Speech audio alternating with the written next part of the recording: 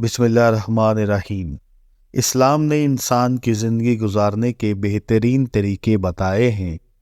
انسان کو علم حاصل کرنے میں شرم نہیں کرنی چاہیے۔ انسان کو دین کے کاموں میں بڑھ چڑھ کر سیکھنا چاہیے۔ اکثر عورتیں طہارت کے بارے میں علم نہیں رکھتی اور نہ ہی جانتی ہیں کہ ان پر کب غسل واجب ہوتا ہے، جس کی وجہ سے وہ ناپاک ہی رہتی ہیں۔ یہاں تک کہ عبادات بھی ناپاکی کی حالت میں ہی صرف وضو کر کے ہی کر لیتی ہیں، جس وجہ سے وہ ثواب کی بجائے الٹا گناہ حاصل کرتی ہیں۔ آقا دو جہاں حضرت محمد صلی اللہ علیہ وآلہ وسلم نے انصار کی عورتوں کی تعریف کرتے ہوئے فرمایا ہے کہ انصار کی خواتین بہت ہی اچھی اور سمجھدار ہیں۔ یہ حیا اور دین کا علم حاصل کرنے میں شرم محسوس نہیں کرتی ہیں۔ وہ ہر مسئلے کو بلا جھجک پوچھ لیتی ہیں۔ جب کوئی بھی انسان قرآن پاک کی تعلیم کے مطابق زندگی بسر کرنا شروع کر دے تو اس کے لیے بھلائی کے راستے کھل جاتے ہیں، ان کی زندگی بھی آسان ہو جاتی ہے اور دوسروں کے لیے وہ بھلائی کا ذریعہ بن جاتے ہیں۔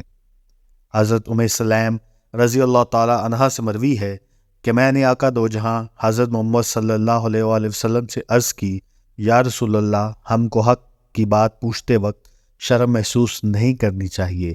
غلط کام کر کے گناہ حاصل کرنے سے بہتر ہے کہ انسان اپنی غلطی کو درست کر کے گناہ سے محفوظ رہے۔ آپ بیان کرتی ہیں کہ مجھ سے پہلے کسی نے حضور صلی اللہ علیہ وآلہ وسلم سے پوچھا کہ اس شخص کے بارے میں کیا حکم ہے جو تری دیکھے لیکن اسے احتلام یاد نہ آئے، تو نبی کریم نے فرمایا وہ غسل کرے۔ پھر اس شخص کے بارے میں پوچھا گیا جسے یہ یاد ہو کہ وہ اسے احتلام ہوا ہے لیکن وہ تری نہ پائے، تو آپ صلی اللہ علیہ وسلم نے فرمایا اس پر غسل نہیں۔ حضرت سلیم فرماتی ہیں کہ میں نے پوچھا، یا رسول اللہ، اگر عورت بھی نیند کی حالت میں ایسا ہی پائے تو اس پر غسل ہے؟ رسول صلی اللہ علیہ وآلہ وسلم نے فرمایا، عورتیں بھی شرعی احکام میں مردوں ہی کی طرح ہیں۔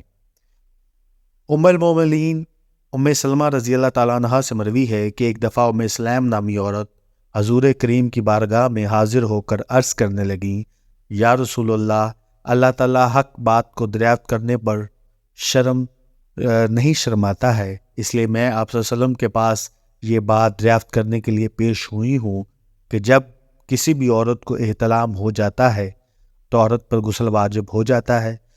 سلیم رضی اللہ تعالیٰ عنہ کی بات سن کر حضور کریم نے مسئلہ بتایا کہ جب کوئی بھی عورت اپنے کپڑوں کو گیلا محسوس کرے تو اس پر غسل واجب ہو جاتا ہے۔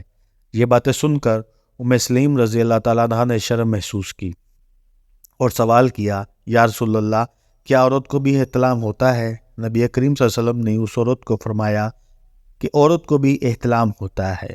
یہی وجہ ہے کہ یہ بچے اپنی ماں کے مشابہ ہوتے ہیں۔ یہاں مزاج کا فرق ہو سکتا ہے، کچھ عورتوں کو لکویریا کی بیماری بھی ہوتی ہے، وہ اس بہاؤ کو احتلام کے ساتھ نہ جوڑیں۔ جب عورت صبح اٹھے تو اس کو یقین ہو جائے کہ اس کو احتلام ہوا ہے تو اس پر تب غسل واجب ہے۔ عورت پر اس وقت غسل واجب ہوتا ہے جب اس کو یقین ہو جائے کہ اس کو احتلام ہوا ہے، ورنہ اس کا غسل کرنا لازم نہیں ہے۔ حضرت خولہ بنت حکیم بیان کرتی ہیں کہ میں نے رسول کریم صلی اللہ علیہ وسلم سے اس عورت کے بارے میں پوچھا جسے نیند میں احتلام ہو جاتا ہے۔ آپ صلی اللہ علیہ وسلم نے فرمایا، جب وہ پانی دیکھے تو ضرور غسل کرے۔ اکثر عورتوں کا یہ سوال ہوتا ہے کہ غسل کرتے وقت بال کھولنے چاہیے یا نہیں، یعنی پانی بالوں کی جڑوں تک جانا لازمی ہے یا نہیں۔ رسول صلی اللہ علیہ وسلم نے فرمایا، غسل جنابت کے لیے مرد کو اپنے بال پوری طرح کھولنے چاہیے اور انہیں اچھی طرح دھوئے حتیٰ کہ پانی بالوں کی جڑوں تک پہنچ جائے، لیکن عورتوں کے بالوں کو کھولنا لازم نہیں ہے۔ اسے صرف اپنے دونوں ہاتھوں سے 3 لب پانی ڈالنا چاہیے۔ ناظرین گرامی، یہ یاد رہے کہ یہ صرف غسل جنابت کے لیے ہے، جبکہ غسل حیض کے لیے پانی کا بالوں کی جڑ تک پہنچنا اور عورتوں کا بال کھولنا بہت ضروری ہے۔ اب ہم آپ کو غسل کرنے کا طریقہ بتاتے ہیں کہ غسل کیسے کیا جائے۔ سب سے پہلے ہاتھ دھو کر استنجا کیا جائے، پھر جسم کے کسی بھی حصے میں گندگی لگی ہو تو اس گندگی کو اچھی طریقے سے دھویا جائے۔ پھر غسل کرنے والے کو چاہیے کہ سارے جسم پر اسی طریقے سے پانی 3 بار ڈالے۔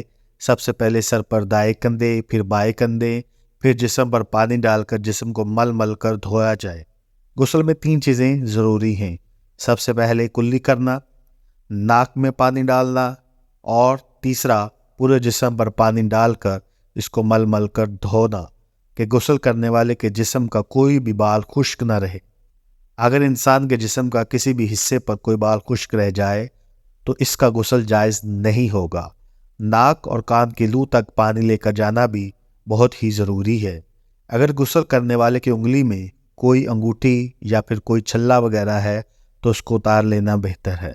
اگر وہ بہت ہی تنگ ہو تو اس کو گھما کر اس کی جگہ پر بھی صاف کرنا بہت ضروری ہے، ورنہ غسل مکمل نہیں ہوگا۔